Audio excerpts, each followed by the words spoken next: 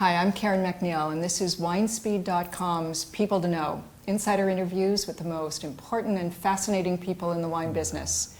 And today we're here with Tim Mondavi, who is the owner and wine grower for Continuum, his own winery. And Tim, welcome. Do you remember the first glass of wine you ever had? Oh my God, no, I don't. It was that young, huh? I think I was in utero when I had my first one. In fact, I'm certain of it. And then we've carried on the tradition. My children teethed on a cork. So yes, it's wine is in my blood from way back. From way back, I'm sure. Now, your father, Robert Mondavi, is of course famous in the California wine industry. I'm curious what you learned from him that did not have to do with wine. I think the most profound thing is that to respect yourself and respect everyone else. And if you believe in yourself and you believe in others, then good things happen. Yeah. And I think fundamentally it is true. I think people rise or fall to expectations, and there's lots of nonverbal communications that take place. And fundamentally, we'll all get along a whole lot better if we trust ourselves and each other. Yeah. And that's important. That's a powerful lesson.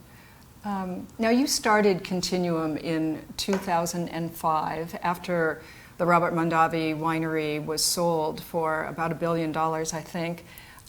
It was a new beginning for you, and it was a big new beginning, and you were not really a young man at that time. Not really, you're still young, but not really yes, young. I'm a younger man now. You are. Well, my question is, was it easier or harder than you expected to start again? It was harder than I'd expected. And it gave me pause to recognize how amazing my father was, because I was able to start. Yes, we had a broken heart at the end of our time at Robert Mondavi, and the company was taken over at the end of 2004. My family and I were all brokenhearted, but we had a bag of money. And so we were able to then begin again, our fifth new beginning as a family, to try to find just the right spot. That's the most important thing. If your goal is to produce wines among the very finest in the world, then you've got to find a site that merits that. And that's not easy. No. That's not easy. There are lots of great sites out there, but none, people usually want to hold on to them. Yes. And so Yeah. that is important. And it took a long time to find just the right site, and so I was lucky. I was able to find it once and twice to put back together from two separate owners what we now have as our Sage Mountain Vineyard, our Continuum Estate vineyard. So that was very difficult. But then it's also, the wine growing side has its challenges, but the wine identity is also another challenge, and many people don't realize how long that takes. And so to recreate, so what we did was to recognize the strengths of our family. I like to say that Continuum carries on with the best of what my family stood for, not everything that we stood for, because I believe that my grandfather had great success as a result of his clarity of purpose. My grandfather Cesare. Right. My father Robert had great success because he had great clarity of purpose. And then in '93 we went public with under one set of rules, and then the rules changed. The Enron scandal took place. Sarbanes-Oxley came in afterwards and took insiders away from the center of activity. It cast aspersions on them, and we had a board that I think overreacted to that, and so the rules of governance evolved, and I think that things, people took advantage of what I would say were natural differences within our family. And so our time there ended. But we've carried on, and I couldn't be happier. Yeah. Continuum is a great success. I began Continuum with my sister Marcia, Right. and her children and my children, and today 4 of my 5 children are actively involved in wine. 3 work with us in Continuum, and I'm very proud that my nephew, Brian, Marcy's son, works with us as well. And so I think wine is compelling. Right. It gets in your blood, and it is important. Well, let me ask you something about that, though, because of course your family, more than most in the wine business, has had a lot of difficulties and disagreements, but there's also a lot of love there. There's very visibly Yes. a lot of love there. And Yes. as you point out, you do work with your sister's family, with your children. What do you think if you can project 50 years from now, what will people think about the Mondavi family in 50 years? Well, I think after we have been in wine 150 years, Yeah. by that time, we've been in wine now 100 years, and it will be interesting. I don't know what we will be like then, but I am doing everything I can to ensure that Continuum carries on in our 2 families. I'm also happy to say that my brother Michael is doing what he does best and loves most with his 2 children in a separate entity, and again doing growing wine, marketing wine, his own wine, other wines, a number of wines and that's what he knows and loves best. And so his children have carried on there too. So my cousins still are at Charles Krug. Right. And they, in addition to Charles Krug, there are a number of beginning new things. What I love about Continuum is that we've got one thing. And I believe that one thing that receives all the care and attention of our now 100 years of this will be my 47th harvest, I think it is, something like that, without counting high school or college. I put the first valves on the first tanks at Robert Mondavi when I was a 15-year-old boy, but I don't count that time. I think it could go on the resume. I really do. Really. Well, yeah. There's a lot of memories working with Yeah. Warren Winiarski and Yeah. then Mike Gergich and then Zelma Long and then all the people that came through Robert Mondavi. It was like a little university. It was absolutely, and we had the best of time, and so many people have gone on to do great things from there. So you never said to yourself through all of this, that's it, I'm done. Wine, it's just, I've done my part in wine, but I'm going to do something else now. I think wine does get in your blood. Yeah. And I was at an event for the Queen of the Valley Hospital last night, and somebody asked me, we talked about, Chuck Wagner was there, Doug Schaefer was there, Lee Hudson, Dan Duckhorn, lots of people, and we all told stories about the old days. And somebody from a banking background asked, if you were to start over, would you do it again today? And I was the first one to speak and said, yes, in an instant. If you think about what got my grandfather Cesare into the wine business, that is still true today. It's the celebration of a meal. Good food, good wine, a meal is the most important social institution in life. And Indeed. Wine is central to that. And so the moderate consumption, the great enjoyment of wine, just brings people's hearts and fears. It's around a dinner table that all the concerns, all the delights of life are shared. Yeah. And what could be more powerful than that? So yeah, I would say in an instant. And the great thing is that there are so many different forms of the industry, so many different aspects of it. We've been fortunate in being able to see it from many different angles, from here in Napa Valley, from throughout the state of California, from our partnerships with in formation of Opus One with the Rothschild family, Right. and seeing it from Bordeaux, seeing it in the south of France as well for a period of time, working with Marchese Frescobaldi and Luce della Vite, as well as then owning Ornellaia for too short a period of time in Chile as well. So we have been in many parts of the world and in many different levels of the industry, but we get to be in that one area now that we are focused on to produce a wine that is at the highest level, to be among the greats in the world. And that's our aspiration. And I think now I'm very proud of what we've established. But you know, you're never there. Yeah. You're never Yeah. there. It's something you always have to continue pursuing, that elusive perfection. Yeah. And thank goodness it's elusive. Yeah. But we always keep working towards that. And it's nice to be increasingly recognized among the very best. Well, in that vein, you have made wine in Italy and Chile and France.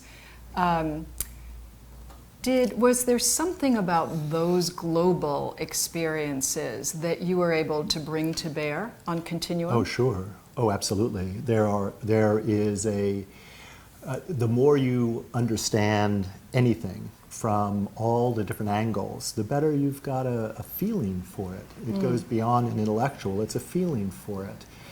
You sniff out the right site, you understand the evolution, you understand that's what I did as the wine grower at Robert Mondavi, was to produce many different wines and learn from all of these visits to the various wine growing regions of the world. And so all of that is in our continuum, all of that. And, but ultimately I think that the philosophy that, the area that I think articulates wine better than any is, I think, Burgundy. Because in Burgundy, it's very familial, it's very close to the land, and they articulate the importance of sight better than anyone.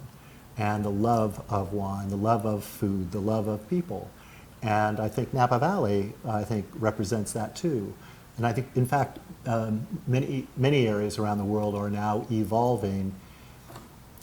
You have to recognize that, at least in California, and also around the world, that the economics of life were very different than they are today. And just the difficulty of life was at a very different level than it is today. And so today we are living better than kings of yesteryear. We are eating better, we are drinking better, we are living better, we're living longer, we're living more joyful lives, and or at least we have the ability to have a more joyful life.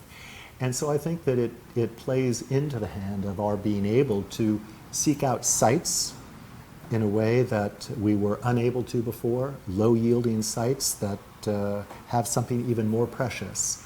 And so, we're doing rather well these days. I'm wondering if after those 47 years in the business, of course you were trained as a scientist, you went to UC Davis, to viticulture and enology school, but it seems as if over time, maybe, wine becomes part of your intuition too. Yes. And when you founded Continuum, which I've been up and seen, it's on this beautiful mountain plateau.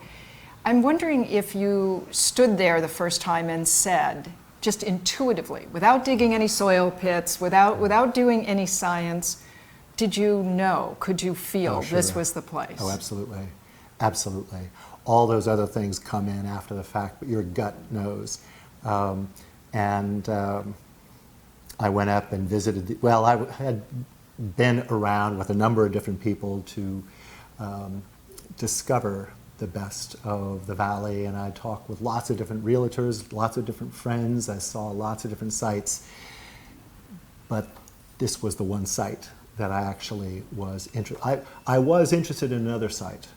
It looked beautiful, it had all the ear markings, but then I tasted the wines, I said, I couldn't figure out how to make it right for what I wanted it to be. Right. It was a great site for maybe Chardonnay or Pinot Noir, but that's not where I wanted to be. And, but this had all the ear markings. Yes, we did all the other work, but it had all the ear markings, and then when we became serious and tasted through all the wines, it just confirmed it. And my years as a wine grower when I showed my sister, my favorite sister, my one and only sister, but my favorite sister, this site, and I showed her some of the wines, she goes, "Oh my God, Tim, we're not doing that." I said, "Yes, we are, Marcy. I know how to deal with that." Because there's that, not only the intuition, but then there's also the understanding that being the wine grower at Robert Mondavi for 30 years gave me to understand how to raise these wines in a way that made them our wines, how to care for the vineyard in a way that made it our vineyard, how to create a cellar that gave it the nuance and the tenderness, and also then to have the good fortune of creating a team that shares our vision. So now, and that is fundamentally important. While I am here today, there are lots of people caring for their wines, and so we've got an incredible team of people that we wouldn't be able to be where we are without. And I'm sure they are literally caring for things right this minute, because listeners may be able to hear grape trucks rumbling in the background as they go down Main Street in St. Helena. It's close. We have not yet started, but the Valley has. Yes. So we will start in a couple weeks, and so we're getting geared up. Yeah. So, Tim, what then, in this really very broad career and really dynamic and dramatic career, what do you consider your greatest achievement? Oh, golly. Well, there are many ways of looking at that. I think one thing that I'm very proud of is as the voice from Robert Mondavi Winery, helping to guide the appellation system of Napa Valley to be what it is. I was a member of the board of the Napa Valley Vintners back in '78 as a very young guy, and that is the year that Bureau of Alcohol, Tobacco, and Firearms put out the statement saying any appellation that is in use needs to come before us with these criteria in order to continue using this. And so the American Viticultural Appellation System was born with that. And there are many elements of it. We could go into a full discussion about appellations, but we were involved in the appellation of Napa Valley as it stands today. The vintners had identified a different one initially, and there was a third proposal that, but ours took into consideration the history of this valley, the fact that appellations were synonymous with political boundaries. So Napa Valley was synonymous with Napa County.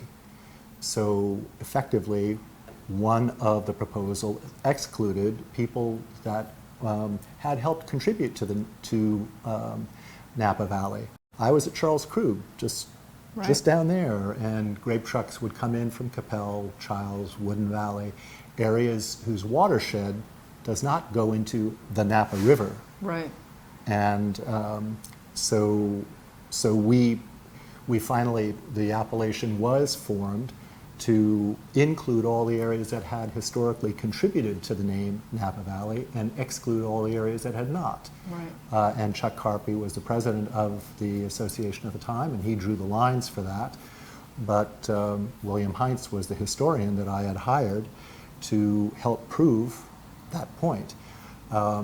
Then we went on to, with Richard Mendelsohn as the attorney for, who was a brilliant fellow, and together we separated the hillsides from the valley floor and identified the townships in a way that people could understand and was honest relative to the character potential of wine. Right. Ultimately, it's not a gerrymandered site. It is something that is physically and climactically supported. So I'm very proud of the appellation system that we have, and the role that I had, but that we at Robert Mondavi had as leaders of the industry, and we had more to gain by it being done right and more to lose by it being done badly.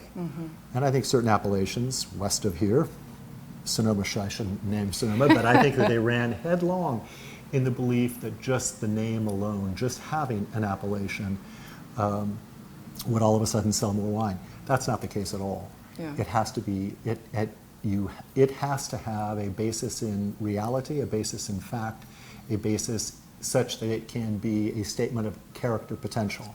Right. And that's what an appellation should be, a statement of character potential. Then it's up to the people to say what quality level or style it is, and then the vintage gives the individual personality. But those are the three stools on which the consumer should receive information. And so I think that the leg of appellation that Napa Valley has, I'm very proud of that. Yeah. And so that's a big deal. It is certainly a very big deal, and the Napa Valley, as we all know, is known worldwide now as a result of that authenticity and the carefulness with which those lines were drawn. Tim, thank you. And our full interview with Tim Mondavi is on winespeed.com's People to Know page. Check it out. You'll really like it.